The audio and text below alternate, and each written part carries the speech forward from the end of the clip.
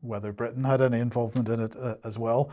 Yesterday on the BBC, on Laura Kuenssberg's programme, she was speaking to the Polish president, and they were discussing the issue of fighter jets because, of course, as we know, Zelensky was in the UK last week to beg for fighter jets for Ukraine. And the question is, would Poland be supplying fighter jets unilaterally? Let's have a quick listen to what he said. We think that this requires a decision by the Allies anyway, which means that we have to make a joint decision.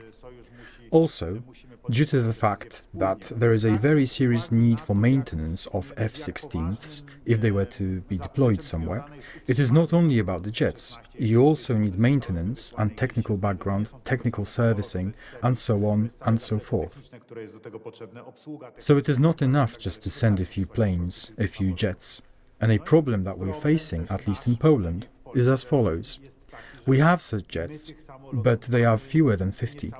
So, as a matter of fact, this is our only stock of jets that we have. This poses a serious problem if we donate even a small part of them anywhere, because I don't hesitate to say we have not enough of these jets. We would need many more of them. A decision today to donate any kind of jets, any F-16s, to donate them outside Poland is a very serious decision, and it's not an easy one for us to take.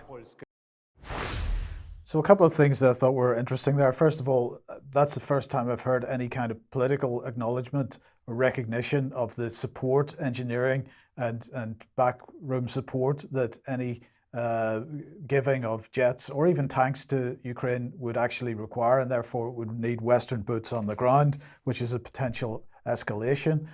So that's one point. But the other point that he was very much making was, of course, they don't have enough to be giving them away. And so the Telegraph here reporting that British weapons could be made in Ukraine. So this is the defense industry hoping that they can get their foot in the door to help resolve this problem by actually setting up factories in Ukraine. This just gets more and more nuts. But anyway, so the British defense firms wanting to enter into joint ventures with Ukrainian defense companies to set up factories in Ukraine for licensed production of NATO arms and armaments. And the Telegraph saying the deal, quotes, is likely to be seen as a significant strengthening of Britain's relationship with Ukraine. So defense executives have been traveling to Ukraine with a view to setting up these joint ventures. Well, there we go, David. I don't know what your thoughts